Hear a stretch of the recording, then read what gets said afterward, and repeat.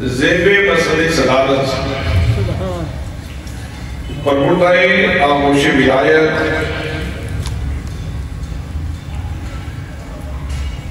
عالم یلمعی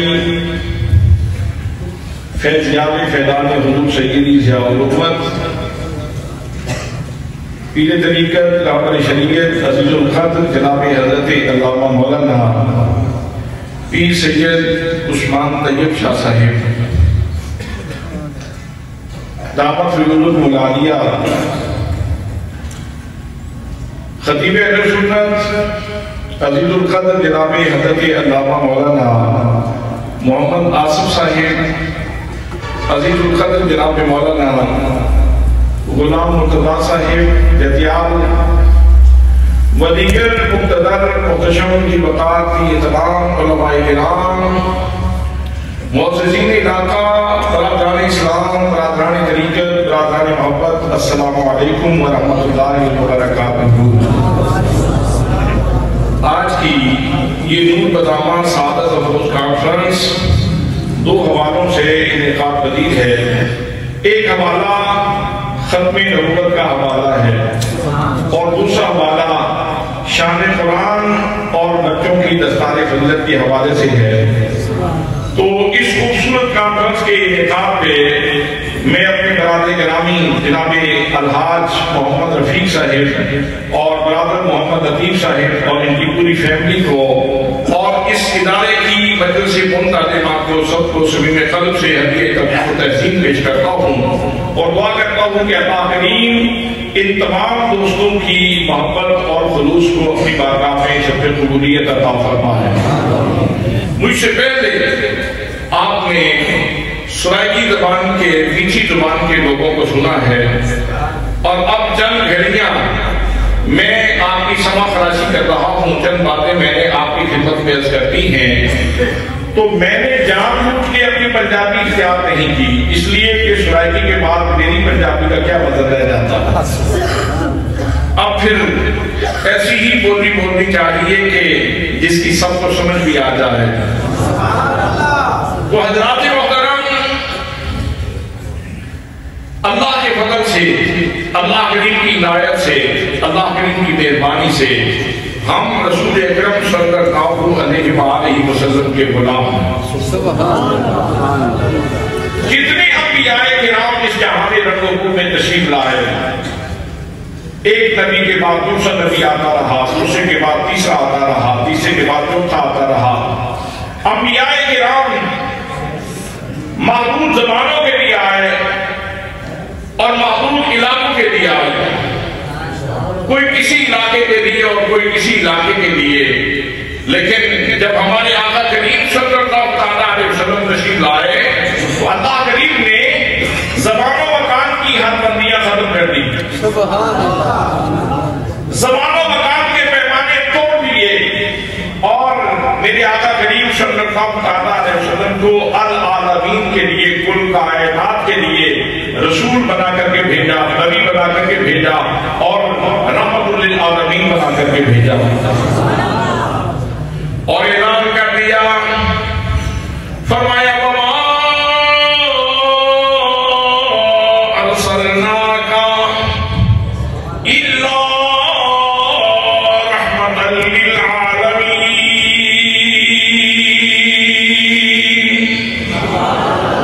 فرمایا اے میرے محبوب گرامی، ہم نے آپ کو پوری کائنات کے لیے رحمت بنا کر کے بھیجا ہے، سراپا رحمت بنا کے بھیجا ہے۔ حضرات محترم، یہاں اللہ کریم نے باوجود وحدہ لا شریک ہونے کے اپنے لیے واحد کا سینہ استعمال نہیں کیا، حالانکہ جملہ یوں بھی ہو سکتا تھا وَمَا أَرْسَلْتُكَ إِلَّا رَحْمَةً لِلْعَالَمِينَ، میں نے تجھے ساری کائنات کے لیے رحمت بنا کے بھیجا ہے۔ ارشاد تو یوں بھی ہو سکتا تھا، لیکن اللہ کریم نے اپنے لیے واحد کا صیغہ نہیں بولا، حالانکہ ہم سب کا عقیدہ ہے کہ اللہ کریم وحدہ لا شریک ہے، یکتا ہے، یگانہ ہے، واجب الوجود ہے، سمد ہے، بے نیاز ہے، لا شریک ہے، لا زوال ہے، لا یزال ہے، اس کی ند کوئی نہیں، اس کی ند کوئی نہیں، اس کی مثل کوئی نہیں، اس کی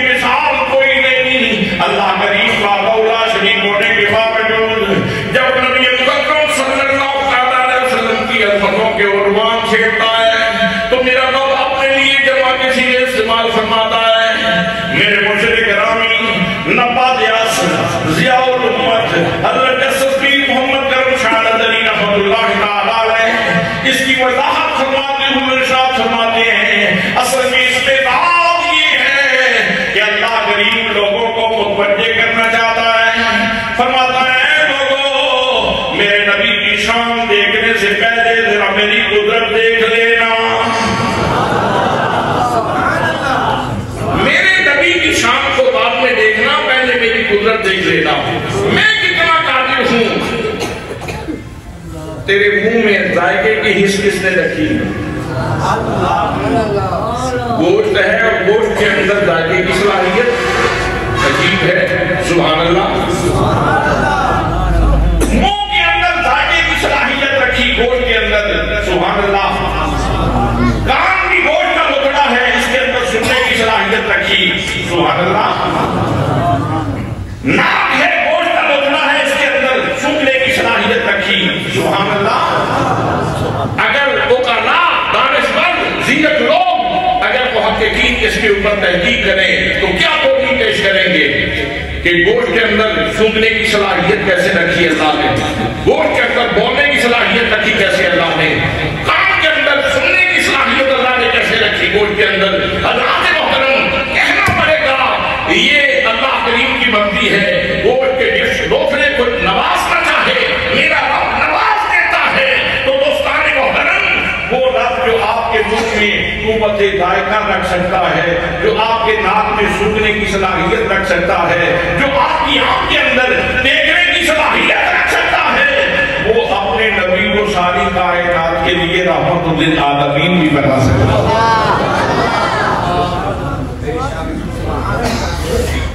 تو فرمایا وما ارسلناک الا رحمت للعالمین, ہم نے سارے جہانوں کے لیے آپ کو رحم کرنے والا بنا کر کے بھیجا ہے. مصدر ذکر کیا, رحمتاً مصدر ہے.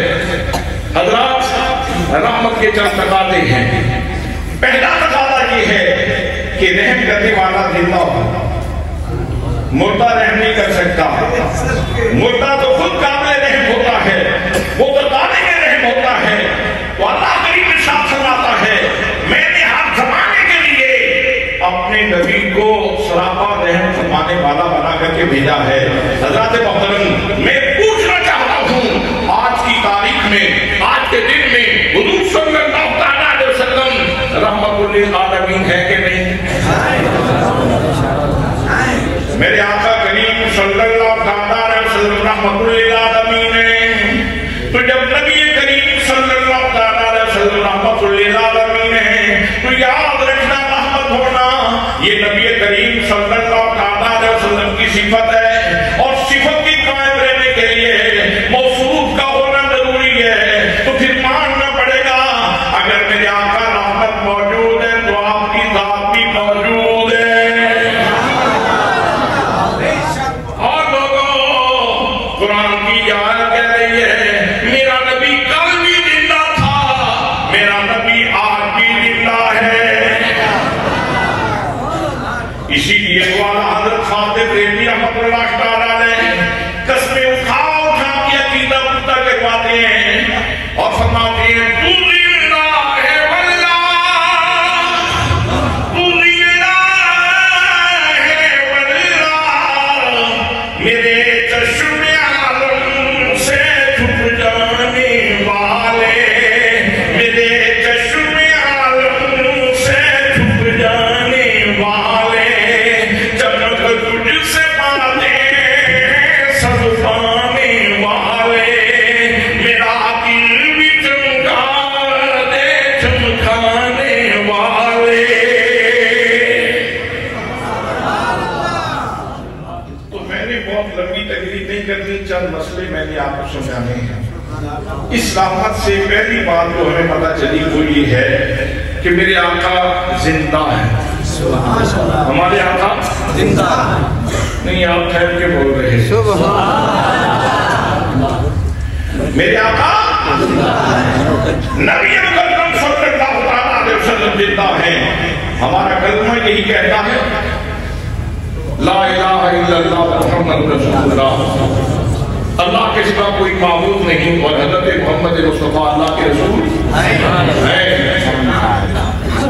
ہماری اذان یہی کہتی ہے، وہ مولوی جو میرے آقا کریم صلی اللہ علیہ وسلم کی حیات کا انکار کرتا ہے، جب نماز ظہر کا وقت آتا ہے، جب نماز عصر کا وقت آتا ہے، جب نماز مغرب کا وقت آتا ہے، جب نماز عشاء کا وقت آتا ہے، جب نماز فجر کا وقت آتا ہے، وہی مولوی وضو کر کے قبلے کی طرف منہ کر کے آنکھ کانوں کے اوپر ہاتھ رکھ کے کہتا ہے اشہد ان محمد رسول اللہ۔ جوانہ وقت بدلا اور گردوں نوازے غیور لوگوں سن لو، میں گواہی دیتا ہوں کہ حضرت محمد مصطفیٰ اللہ کے رسول ہیں۔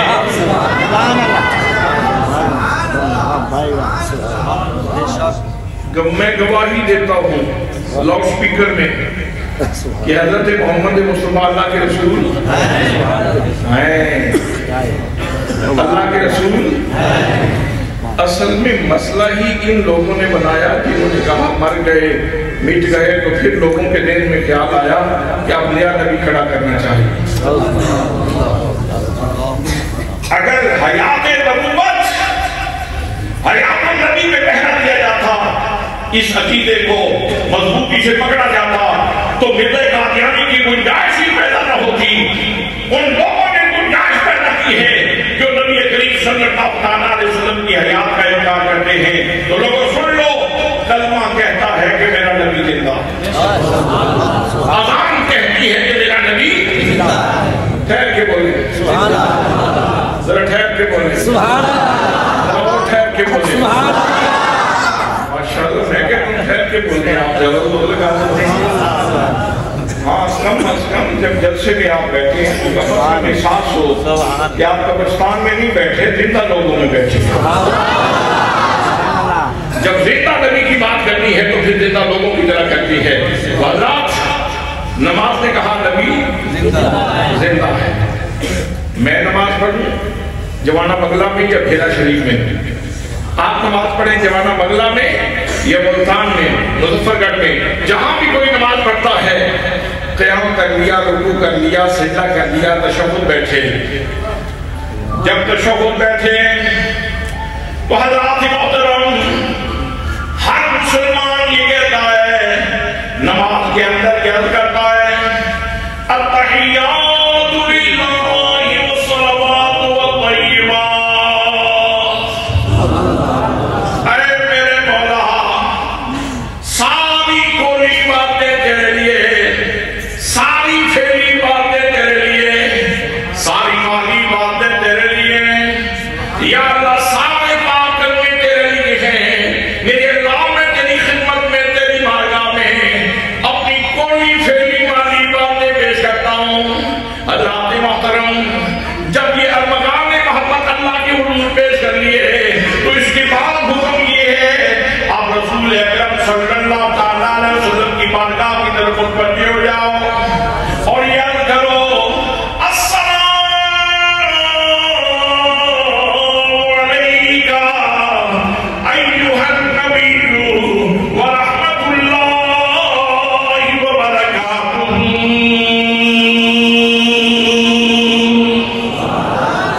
اے میرے آقا، اے میرے نبی، آپ کے اوپر اللہ کا سلام بھی ہو، اللہ کی رحمتیں بھی ہوں اور اللہ کریم کی برکتیں بھی ہوں۔ ایک سادی سی گل پوچھنا چاہنا، ایک بڑی سادی سی گل پوچھنا چاہنا، سادہ سی بات پوچھنا چاہتا ہوں کہ بندہ نماز پڑھتا ہے تو شعوری پڑھنی چاہیے یا بے شعوری میں نماز پڑھنی چاہیے؟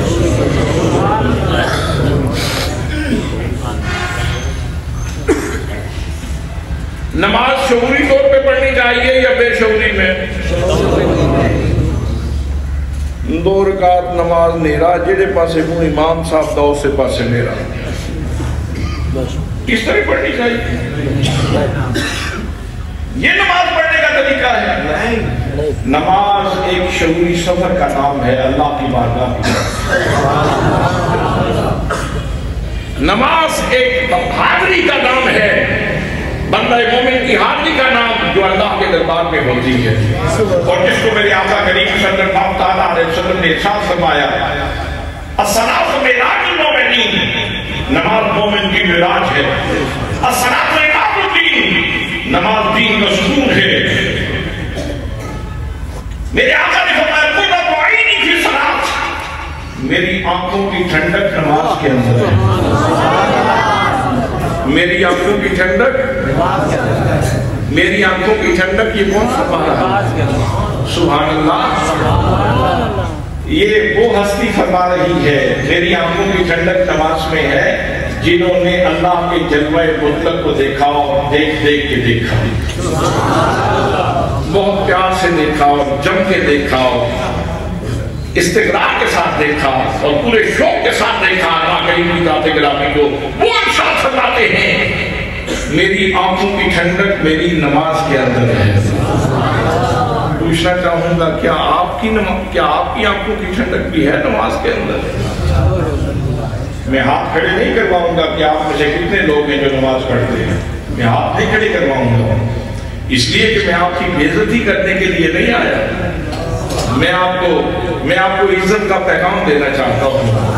آپ خدا کی بارگاہ میں جھک جاؤ، آپ میرے رب کی بارگاہ میں اپنی جبینوں کو اللہ کے حضور سجدوں سے آباد کرو، اس لیے کہ دنیا فانی ہے، اس جہان فانی سے بالآخر تمہیں لینے چلے جانا ہے، کل دامن معاشر کے حضور حاضر ہونا ہے، تو سب سے پہلے نماز کے بارے میں پوچھا جائے گا۔ اس لیے دوستو نماز یہ ایک شعوری سفر کا نام ہے، شعوری سفر کا نیند آ رہی ہو، آپ کو نیند آ رہی ہو تو نماز نہ پڑھیں، سرکار کا فرمان ہے ایسا نہ ہو کہ کلمات طیبات پیش کرتے ہیں تاکہ حضور تو تیرے منہ سے کوئی پھول پھول نہ نکلتا رہے، غلط کلمات نہ نکلتے رہیں۔ جب نیند آ جائے تو پھر سو جاؤ اور نیند پوری کرنے کے بعد پھر نماز پڑھو، یہ مسئلہ ہے، یہ شریعت کا مسئلہ ہے۔ اس کا مطلب یہ ہوا کہ نماز یہ بے شعوری کا سفر نہیں، شعور کا سفر ہے۔ تو اللہ جب شعور کا سفر ہے تو پھر نماز میں جب یہ کہتے ہیں التحیات للہ والصلوات والطیبات، یہ تمام میری کلی باتیں اللہ کے لیے، فعلی باتیں اللہ کے لیے، مالی باتیں اللہ کے لیے، تو یہ ہمارا شعوری جملہ ہے، یہ ہماری شعوری حاضری ہے۔ اور جب ہم اپنے آقا کے حضور کہتے ہیں یا رسول اللہ آپ کی خدمت میں سلام بھی ہو، اللہ کی رحمتیں بھی ہو، اللہ کی برکتیں بھی ہو، تو یہ بھی شعوری سفر ہے، یہ بھی شعوری سفر ہے۔ اس کا مطلب یہ ہوا کہ نماز کہتی ہے کہ حضور کل بھی زندہ تھے، حضور آج بھی زندہ ہے۔ میرے دوستوں، میرے بھائیوں، کل جناب سیدنا صدیق اکبر رضی اللہ تعالیٰ عنہ وہ بھی انہی جملوں کے ساتھ سلام پیش کیا کرتے تھے، اور آج کا مسلمان بھی انہی جملوں کے ساتھ درود و سلام پیش کرتا ہے۔ تو اس کا مطلب یہ ہوا نماز نے فیصلہ دے دیا، اور لوگوں نبی مکرم صلی اللہ تعالیٰ علیہ وسلم کے بارے میں اپنی رائے درست رکھنا، اپنی فکر کا دعویٰ درست رکھنا، اپنی سوچوں کے دھارے درست رکھنا۔ میرا نبی کل بھی زندہ تھا، آج بھی زندہ ہے۔ ایک مسئلہ میں نے آپ کو بتا دیا، دوسرا مسئلہ یہ ہے کہ رحم کرنے والے کے لیے ضروری ہے کہ جس کے اوپر اس نے رحم کرنا ہے اس کی حالت، ضرورت اور کیفیت کو جانتا ہوں۔ سبحان اللہ۔ آپ ڈاکٹر کے پاس چلے گئے، آپ نے کہا کہ ڈاکٹر صاحب میرے اوپر رحم کریں، تو ڈاکٹر کیا کرے گا؟ پہلے آپ کا ٹیسٹ کرے گا، فلاں ٹیسٹ کروا کے لائیں، فلاں ٹیسٹ کروا کے لائیں۔ جب ٹیسٹ ہو جائے گا تو اس کے بعد ڈاکٹر صاحب آپ کا علاج تجویز کریں گے۔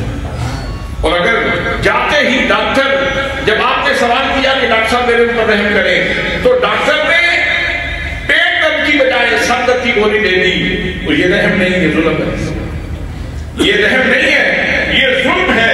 تو جس نے رحم کرنا ہے اس کو، جس کے اوپر اس نے رحم کرنا ہے اس کی کیفیت کا پتہ ہونا ضروری ہے۔ میں نے مشکل تو نہیں سبق شروع کر دیا؟ سبحان اللہ۔ اس کو جس کے اوپر اس نے رحم کرنا ہے اس کی حالت کا پتہ ہونا ضروری ہے۔ ہاں یہ عقیدہ اس لیے ضروری ہے کہ یہی تو مسئلہ تھا جب ہمارے آقا ایسی ہستی موجود ہیں کہ جن کو میرے پل پل کی خبر ہے، پھر یہاں مرزا قادیانی کا کہنے واضح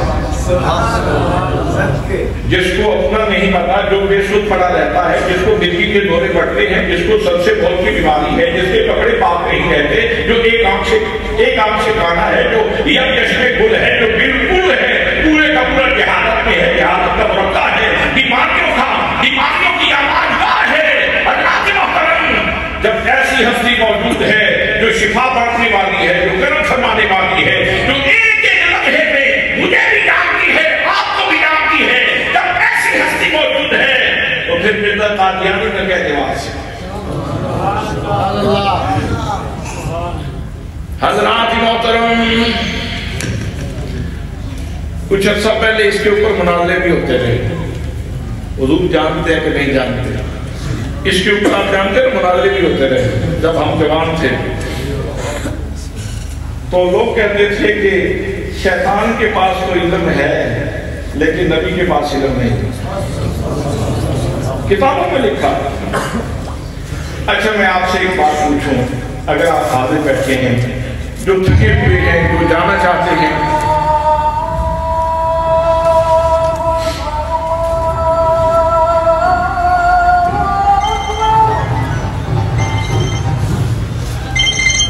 میں ایک بات پوچھنا چاہتا ہوں، شیطان کو پیدا کس نے کیا؟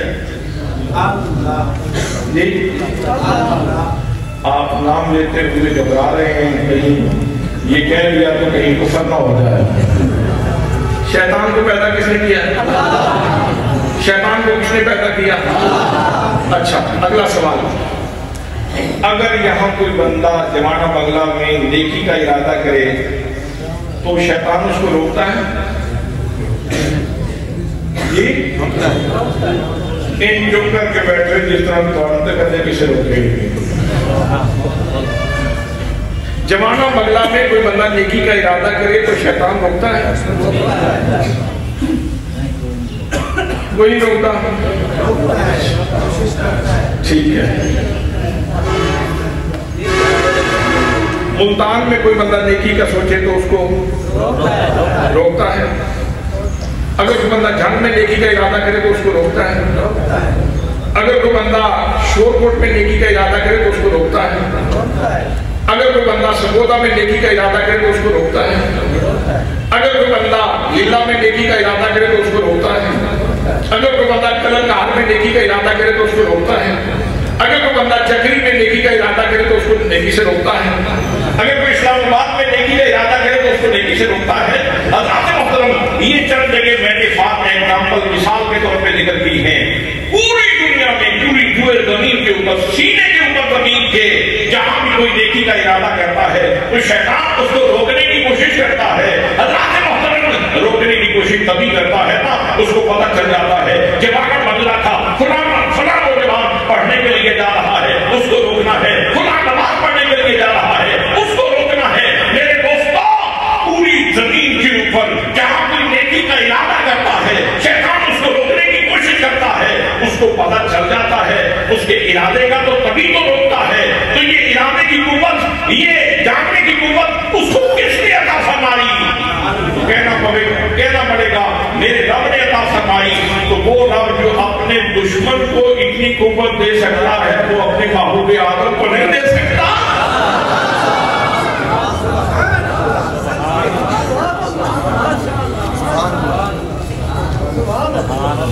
دشمن ہے، لعنتی ہے، مردود ہے، لعنت اس کے اوپر برستی رہتی ہے، لوگوں کی بھی، فرشتوں کی بھی، جنوں کی بھی، انسانوں کی بھی، ہمارا وقت لعنت برستی رہتی ہے، تو اس کے اندر یہ قوت رکھتی تو اس کو پتہ چل جاتا ہے، وہ نیکی کرنے والے کو نیکی سے روکتا ہے۔ جب میرا رب اس بات پہ قادر ہے کہ اپنے دشمن کو یہ علم عطا فرما سکتا ہے اور اس سے شرک بھی لازم نہیں آتا، اگر محبوب کو عطا فرما دے تو کون سا شرک لازم آتا؟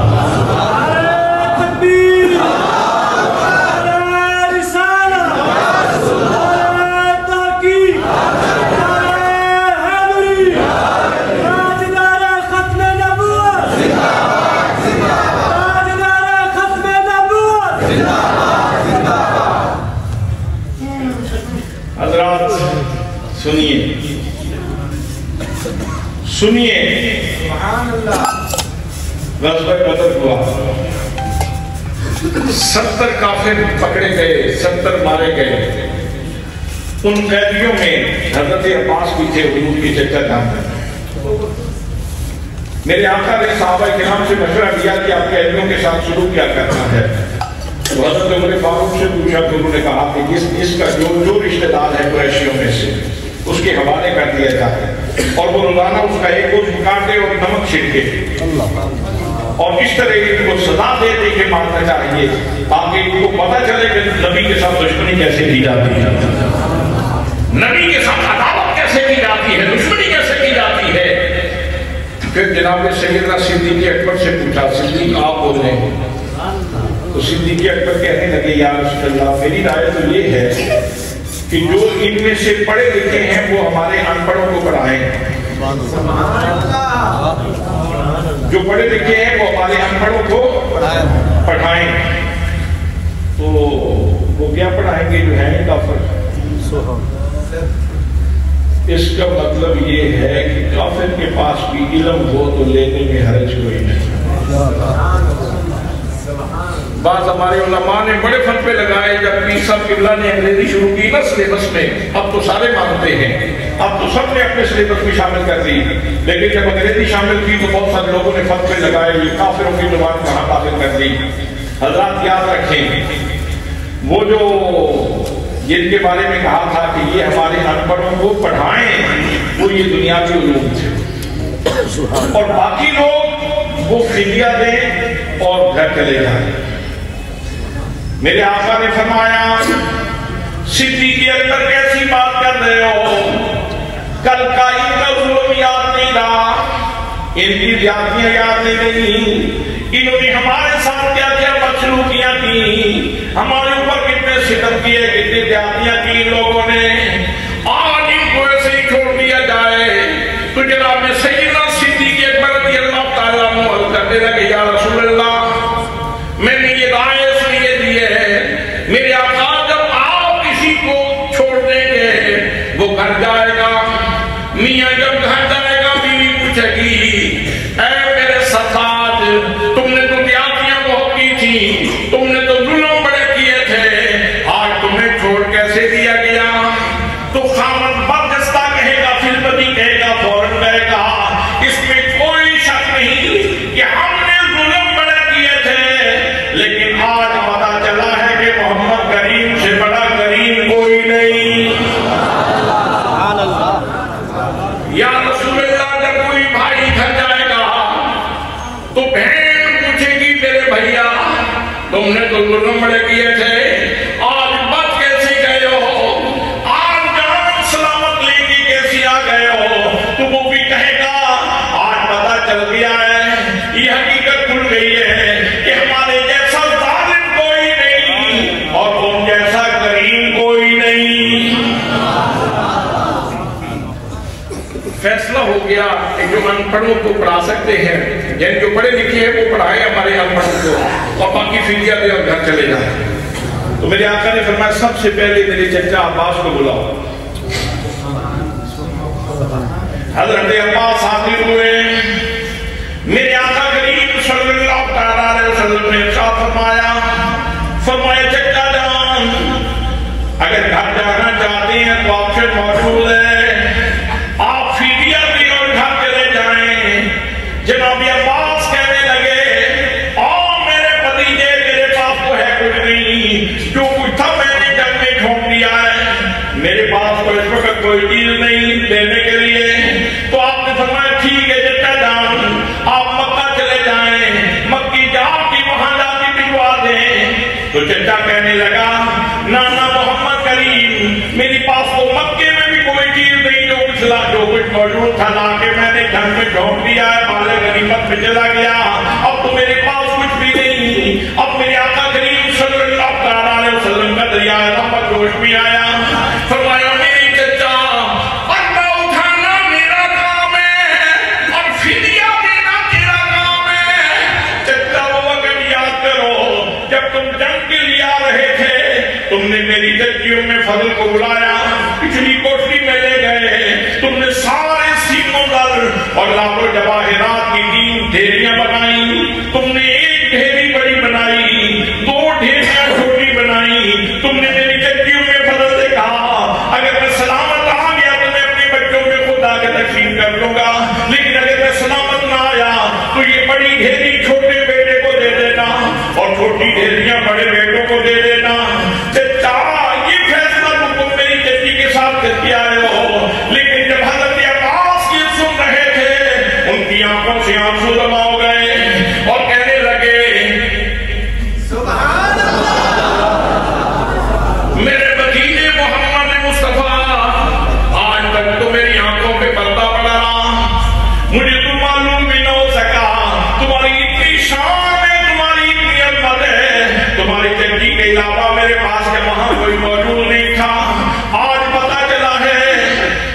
یہ سن کے حضرت عباس پہ راشد ہوا تعالی کہ پیغمبر تو لگتا ہے دلوں کی بھی خبرداری.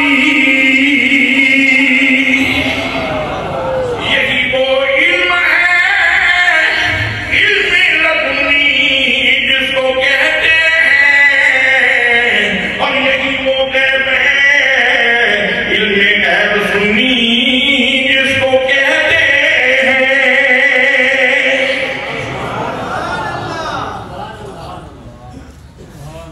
حضرات دوسرا مسئلہ یہ واضح ہو گیا کہ جس نے رحم کرنا ہو، جس کے اوپر رحم کرنا ہے، اس کی حالت کا اس کو پتہ ہونا ضروری ہے. پتہ ہونا ضروری ہے، پتہ ہونا ضروری ہے. اور یہ علم دیا کس نے؟ اللہ. یہ علم دیا کس نے؟ اللہ. سب بولیں یہ علم دیا کس نے؟ اللہ. 2 باتیں کلیئر ہو گئی. تیسری بات یاد رکھنا، رحم کرنے والے کے لیے تیسری بات یہ ضروری ہے کہ رحم کرنے والا رحم تب کر سکتا ہے جب اس کے پاس اختیار بھی موجود ہو.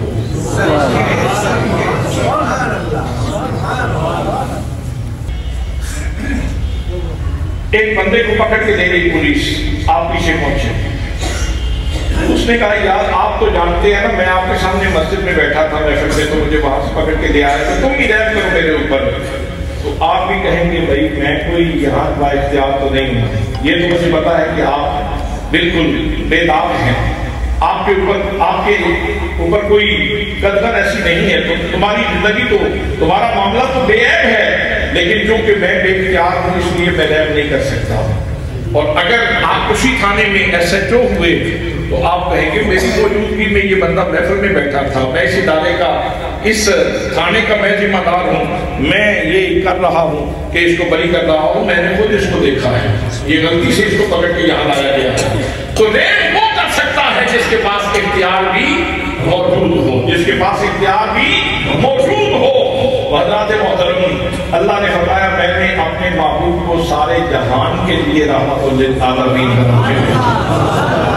تو جتنا بڑا میرے آقا کا دائرہ رسالت کا بڑا ہے، جتنا نبوت کا دائرہ بڑا ہے، اتنا ہی آپ کا رحمت کا دائرہ بڑا ہے. اور جتنا آپ کا رحمت کا دائرہ بڑا ہے اتنا ہی آپ کا علم کا دائرہ بڑا ہے. اور جتنا آپ کا علم کا دائرہ بڑا ہے اتنا ہی آپ کا اختیار کا دائرہ بھی بڑا ہے. حضرات محترم، اب اختیار کی بات بھی سن لو. اشارے میں گزر جانا چاہتا ہوں، تبارک کا وقت نہیں ہے. حضرات محترم، میرے لیے سونا حرام ہے، آپ کے لیے سونا حرام ہے، کوئی بھی مسلمان ہے اس کے لیے سونا حرام ہے. بلکہ اوپر چلتے ہیں، جناب صدیق کے لیے سونا حرام، فاروق اعظم کے لیے سونا حرام، جناب عثمان غنی کے لیے سونا حرام، جناب علی مرتضیٰ کے لیے سونا حرام، جناب ابو ہریرہ کے لیے سونا حرام ہے. لیکن ایک صحابی ایسے بھی ہیں جن کے لیے میرے آقا کریم صلی اللہ علیہ وسلم نے فرمایا تھا، فرمایا میرے پیچھے آنے والے ہجر کی رات، جہاں میں تجھے خوشخبری دیتا ہوں ان قریب وہ وقت آئے گا آپ تیرے ہوں گے کسرا کے کنگن تیرے ہاتھ کے اوپر ہوں گے. پھر کسرا ایران فتح ہوا جناب فاروق اعظم کے دور پہ. تو آپ کنگن تلاش کر رہے تھے. کنگن جب مل گئے تو پھر آپ نے بلایا جناب حضرت سراقہ رضی اللہ تعالیٰ عنہ کو. ان کو بلا کے کہا سراقہ ادھر آؤ. میرے نبی مقدم صلی اللہ علیہ وسلم کے خلیفہ نے ان کے ہاتھ کے اوپر سونے کے کنگن چڑھائے جناب فاروق اعظم رضی اللہ تعالیٰ عنہ نے. اور پھر فرمایا سراقہ ذرا ہاتھ کھڑے کرو تاکہ صحابہ کرام جان لیں میرے نبی نے جس سراقہ سے سونے کا وعدہ کیا تھا آج نبی کریم کے خلیفے نے وہ وعدہ پورا کر دیا ہے. تو سونا حضرت سراقہ کے لیے حلال ہے. یہ اختیار ہے. یہ اختیار کی بات ہے. حضرات میں بولوں کسی عدالت میں تو ایک گواہی, آپ بولیں تو ایک گواہی, بلکہ اوپر چلتے ہیں. جناب صدیق بولیں تو ایک گواہی, جناب فاروق بولیں تو ایک گواہی, جناب عثمان غنی بولیں تو ایک گواہی, جناب علی مرتضیٰ بولیں تو ایک گواہی, جناب حریرہ بولیں تو ایک گواہی, جناب حضرت عباس بولیں تو ایک گواہی, جناب حضرت عبداللہ ابن عباس بولیں تو ایک گواہی, جناب عبداللہ ابن عمر بولیں تو ایک گواہی, جناب عبداللہ ابن مسعود بولیں تو ایک گواہی. لیکن اگر کسی عدالت میں حضرت حذیفہ انصاری بولیں تو اس ایک بندے کی گواہی دو کے برابر ہے. بندہ ایک بول رہا ہے, گواہی دو کے برابر ہے. سبحان اللہ, سبحان اللہ. یہ میرے آقا کا اختیار ہے اور اس کو کہتے ہیں اختیار تشریعی. اختیارات تشریعی, اختیارات تکوینی بھی اللہ نے اپنے محبوب کو عطا فرمائے. تکوینی کا مطلب ہے کسی چیز کی حقیقت بدل دینا, کسی چیز کی حقیقت بدل دینا. میرے آقا کی خدمت میں حضرت عکاشہ حاضر ہوئے, تلوار ٹوٹ گئی. غزوہ بدر میں دوڑتے ہوئے آئے اور آ کے کہنے لگے میرے کریم یہ دیکھیں میری تلوار ٹوٹ گئی. تو میرے آقا نے یہ نہیں فرمایا تلوار توڑ کے اب میرے پاس کیا لینے کے لیے آئے ہو. ہمارے پاس تو پہلی تلواریں تھوڑی تھی تو جو تھی وہ بھی توڑ آئے ہو, اب میرے پاس کیا لینے کے لیے آئے ہو. میں تو کچھ نہیں کر سکتا. اللہ کی محترم نانا صحابی کو معلوم تھا نبی کریم صلی اللہ علیہ وسلم کی دروازے پہ جانے والا کبھی خالی نہیں ہوتا کرتا. نبی مقدم صلی اللہ علیہ وسلم کی خدمت میں آئے. میرے آقا کے پاس کھجور کی ایک چھڑی پڑی تھی, ایک چھوٹی پڑی تھی, چھڑی پڑی تھی کھجور کی. میرے آقا کریم صلی اللہ علیہ وسلم نے ہاتھ آگے کیا تو چھڑی تھی, قریب کیا تو چھڑی تھی, اٹھائی تو چھڑی تھی. اٹھا کے جناب عکاشہ سے کہا, فرمایا عکاشہ یہ تلوار لے لو. بس نبی کریم صلی اللہ علیہ وسلم کی دعا سے لفظ تلوار نکلنے کی دیر تھی کہ چھڑی تلوار ہو چکی تھی. اور پھر زبان حال سے حضرت عکاشہ کہہ رہے تھے اے احمد مرسل نور خدا تیری ذات صفا کا کیا کہنا. اے احمد مرسل نور خدا تیری ذات صفا کا کیا کہنا. پڑھتے ہیں ملائک صلی اللہ تیری شان علا کا کیا کہنا. پڑھتے ہیں ملائک صلی اللہ تیری شان علا کا کیا کہنا. جی کتنے مسئلے ہو گئے جی؟ 3 مسئلے ہو گئے. چوتھا مسئلہ بھی سنو. چوتھا مسئلہ یہ ہے کہ رحم کرنے والا زندہ بھی ہو, جانتا بھی ہو, اختیار بھی رکھتا ہو, لیکن جتنی دیر تک قریب نہ ہو اتنی دیر تک بھی رحم نہیں کر سکتا.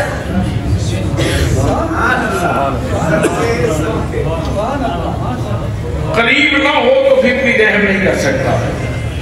سادہ مثال اس کی یوں ہے کہ دو دوست جنگل میں ہیں. ایک کے پاس رائفل موجود ہے اور دوسرا خالی ہاتھ ہے. جس کے پاس اسلحہ موجود ہے وہ زردود ہے تو دوسرے کے اوپر شیر نے حملہ کر دیا. تو یہ والا پکارتا ہو کہتا ہے یار جلدی پہنچو میرے اوپر رحم کرو شیر آ رہا ہے. اگر یہ پہنچ جائے گا قریب پہنچ جائے گا تو فائر کر دے گا اور شیر کو ڈھیر کر دے گا. اور اگر یہ قریب نہیں پہنچ پاتا تو پھر ہو سکتا ہے اس کے آنے سے پہلے ہی شیر اس کا دیا پانچا کر دے, اس کی زندگی کا جرام بند کر دے.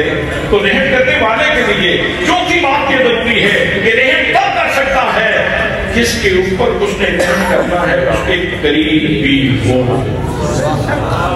اب آپ بڑے دھیان سے اگلی بات میری سنیے, بہت مشکل, تھوڑی سی مشکل بات ہے. یہ سوال پیدا ہوتا ہے, سوال یہ ہے کہ ایک فرد اتنے افراد کے قریب کیسے ہو سکتا ہے؟ کوئی بات کرنے والی ایک فرد اتنے افراد کائنات کے قریب کیسے ہو سکتا ہے؟ یہ نہیں ہو سکتا. یہ سوال ہے. سوال سمجھ آیا؟ سب کو سوال سمجھ آ گیا ہے؟ اچھا جواب بھی سمجھیں. اس کا پہلا جملہ یہ ہے اس جواب کا کہ اگر دونوں فرد کثیف ہوں تو پھر یہ سوال پیدا ہوتا ہے, اور اگر دونوں میں سے کوئی ایک جہت بھی لطیف ہو تو پھر سوال پیدا نہیں ہوتا. سبحان اللہ. وہ کیسے ہے؟ اس کی مثال سمجھیں. رات کا وقت ہو اور یہ بلب ایک جلا دیا جائے تو اس کی روشنی پورے حال پہ جائے گی جی؟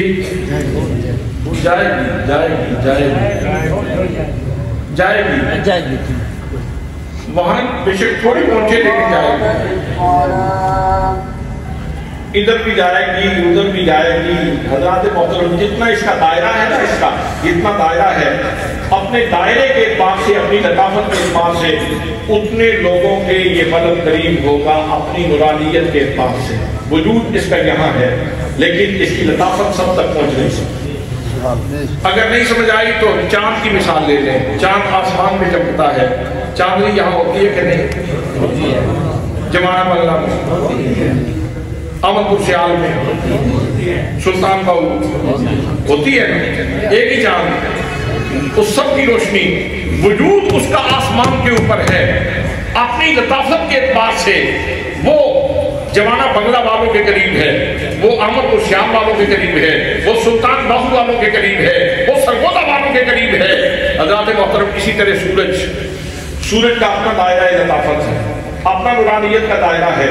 سورج یہاں بھی روشنی کر رہا ہے, سورج کراچی میں بھی روشنی کر رہا ہے, سورج مانسیرا میں بھی روشنی کر رہا ہے, سورج احتراب میں بھی روشنی کر رہا ہے. حضرات وجود ایک ہے, آسمان کے اوپر چمک رہا ہے, لیکن اپنی لطافت کے اعتبار سے اتنے لوگوں کے قریب ہے. اپنی لطافت اور نورانیت کے اعتبار سے اتنا زیادہ لوگوں کے قریب ہے.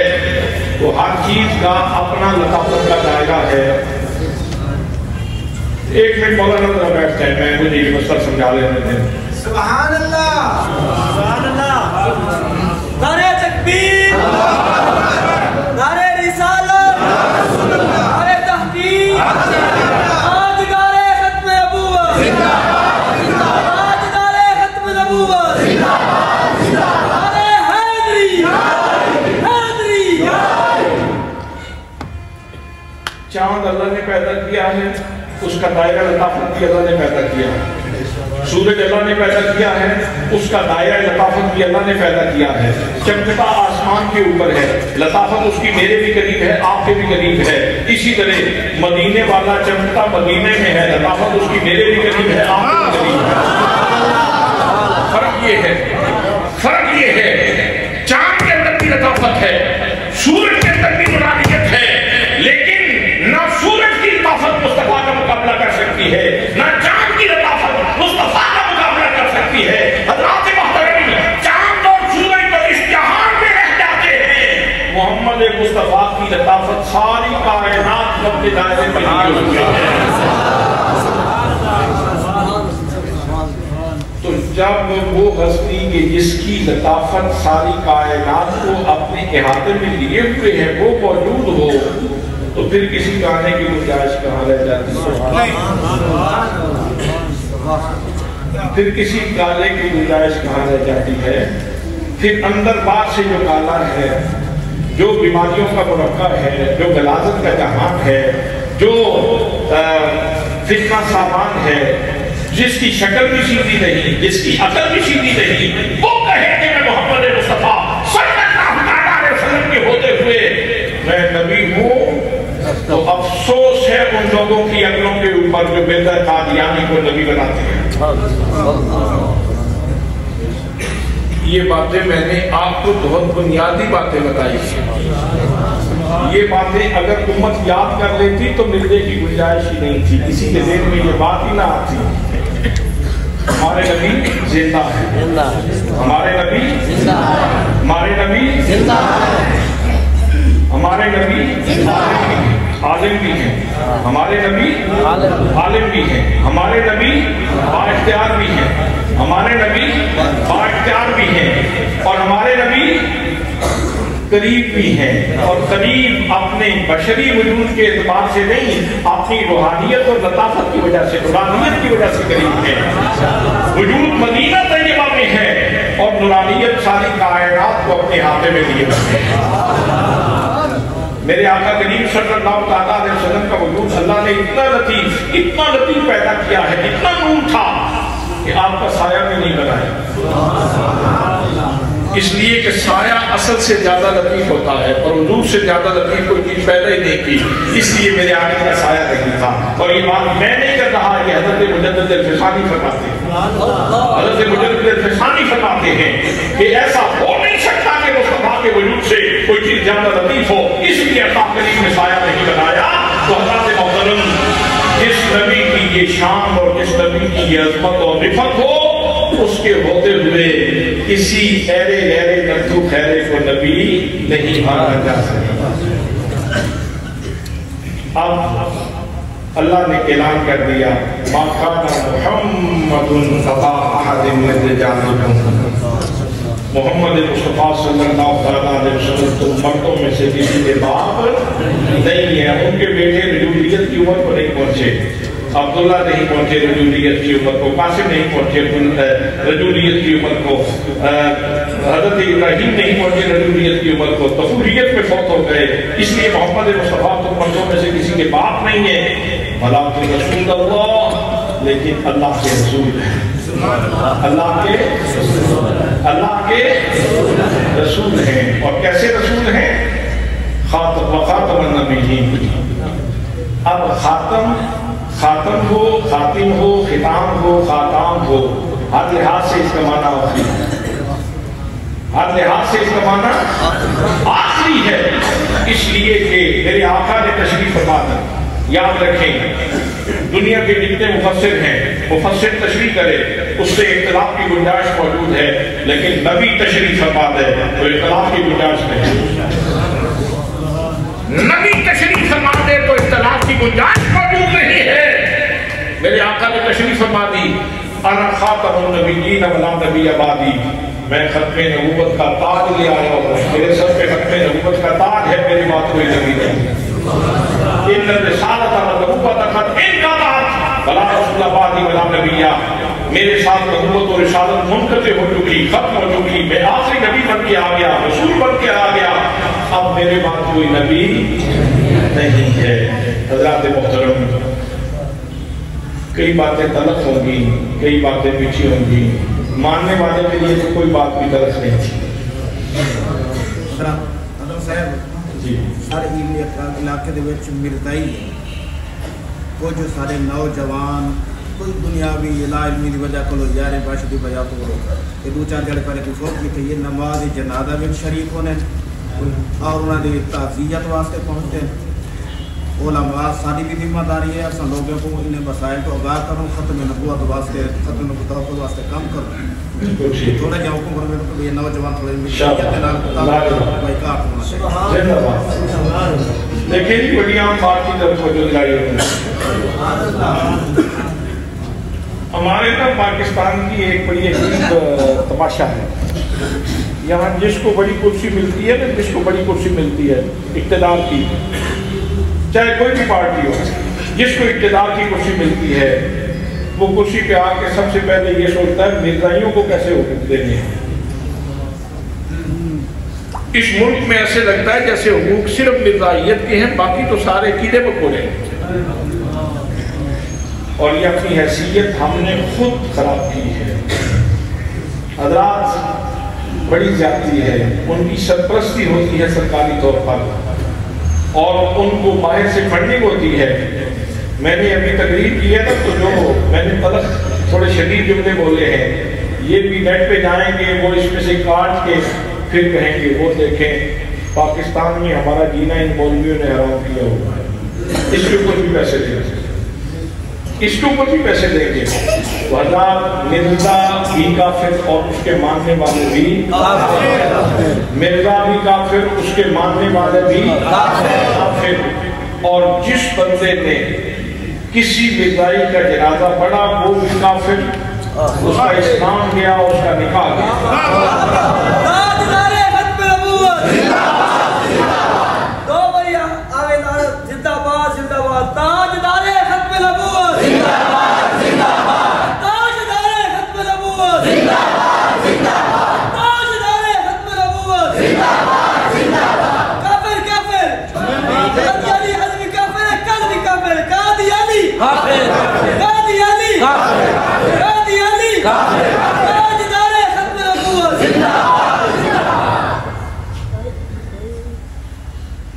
یہی تو جھگڑا ہے. وہ قانون بھی پاس ہو گیا کہ یہ غیر مسلم اقلیت ہے. اب لوگ پتہ کیا کہتے ہیں؟ وہ کہتے ہیں یار جب اقلیت ہے تو ان کو حقوق کیوں نہیں دیے جاتے؟ تو ہم کہتے ہیں ٹھیک ہے حقوق دیں ان کو، لیکن کیسے دینے ہیں؟ پہلے یہ اعتراف کریں، یہ مانیں، اعلان کریں کہ ہمارا اسلام سے کوئی تعلق نہیں.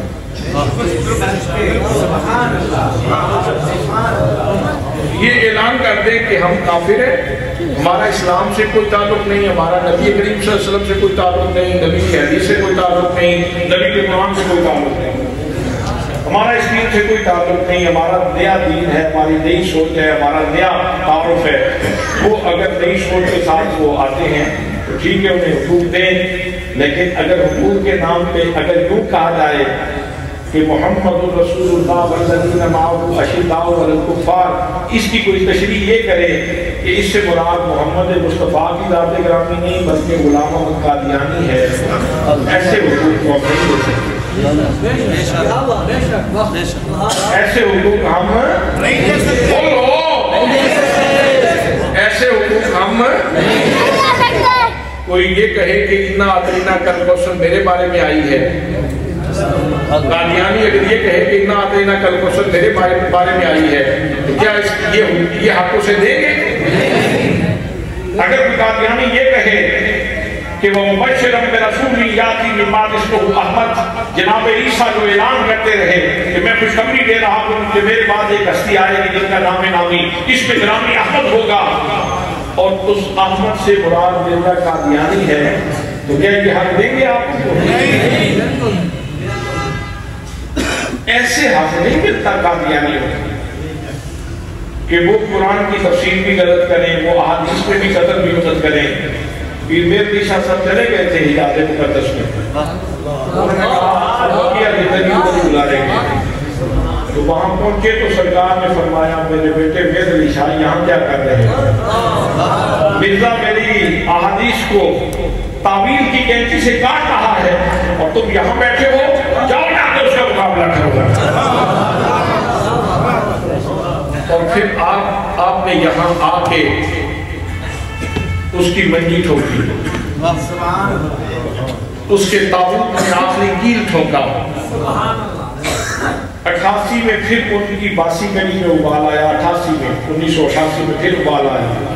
انہوں نے جنیوا کی عدالت میں جا کے کیس کر دیا کہ ہمیں پاکستان میں مسلمان کہلانے کا حق نہیں دیا جاتا. تو پھر یہ ادارہ جس میں آپ بیٹھے ہوئے ہیں اس کے سرپرست اعلیٰ جن کا نام نواب ریاست ضیاء محمد حضرت جسٹس پیر محمد کرم شاہ الازہری رحمۃ اللہ کے تعالیٰ ہے، یہ ہستی صدر ضیاء اللہ نے کہا کہ سب آپ جا کے پاکستان کا دفاع کریں اور عقیدہ ختم نبوت کا دفاع کریں۔ حضرات پوری دنیا کا ذہین ترین دباؤ وہاں موجود تھا قادیانیت کا تحفظ کرنے کے لیے۔ پیر صاحب فرماتے ہیں جب میں نے وہاں جا کے گفتگو کی تو ابتدا میں کوئی ایک بار بندہ ہمارے بارے میں کوئی نرم سوچ رکھتا تھا، باقی سارے مخالف تھے، وہ کہتے تھے کمال ہے کیوں نہیں حکم کیے جاتے، لیکن جب آپ فرماتے ہیں جب میں نے دلائل دیے تو آخر میں سب یہ کہہ رہے تھے پیر صاحب جو آپ کہتے ہیں وہ ٹھیک ہے، ملتا ٹھیک نہیں۔ دین و ملت کی ضیاء پیر محمد کرم شاہ، دین و ملت کی ضیاء پیر محمد کرم شاہ، اسیر کیسوء مصطفیٰ پیر محمد کرم شاہ، اسیر کیسوء مصطفیٰ پیر محمد کرم شاہ، تاجدار ختم نبوت زندہ باد زندہ باد۔ حضرات ہمارے بزرگوں نے اس کے اوپر بڑا پیرا دیا ہے اس عقیدے کے اوپر، اور میں نے آپ کو مشکل بات تھی، میں نے کہا تھال میں یہ مشکل بات چھیڑوں گا تو میرے دوستوں کو سمجھ آئے گی کہ نہیں سمجھ آئے گی، لیکن یہ باتیں بتانا بہت ضروری تھی، یہ باتیں بتانا بہت ضروری تھی کہ ہمارا نبی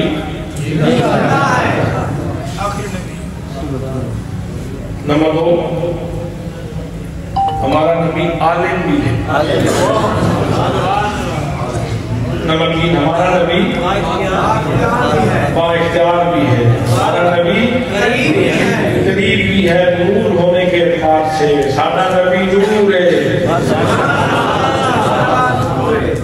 سادہ نبی سادہ نبی نور ہے، اور ہمارے نبی آخری نبی بھی ہیں اور پوری کائنات کو آپ کی رحمت نے گھیر رکھا ہے۔ زمین تو زمین ہے، چاند پہ کوئی نبوت کا دعویٰ نہیں کر سکتا، کسی خلائی شکل کے اوپر کوئی نبوت کا دعویٰ نہیں کر سکتا، کوئی کسی دیگر سیارے کے اوپر جا کے نبوت کا دعویٰ نہیں کر سکتا۔ میرے نبی کی نبوت عالم کی نہیں کائنات کی ہے۔ تو دعا ہے کہ اللہ کریم اس مرکز فیض کو صبح قیامت تک قائم رکھے۔ یہاں جو بچے پڑھتے ہیں ان کو یہی سبق دیا جاتا ہے۔ آج یہ خوبصورت چہرے جو آپ کے سامنے تشریف فرما ہیں، جن کے گلے میں آپ ہاتھ دیکھ رہے ہیں، یہ پھولوں سے زیادہ تو ان کے اپنے چہرے خوبصورت ہیں، اللہ کے فضل سے ان کے سینے اس سے بھی زیادہ خوبصورت ہیں کہ ان کے سینوں کے اندر اللہ کا قرآن موجود ہے۔ تو میں اس ادارے کی پوری ٹیم کو، پرنسپل صاحب کو، حاجی صاحب کو، لطیف صاحب کو، سارے دوستوں کو، اساتذہ کرام کو، طلباء کو اور اس ادارے کے معاملین کو سب کو اپنی طرف سے مبارکباد پیش کرتا ہوں۔ وعلیہ الا البلاغ المبین۔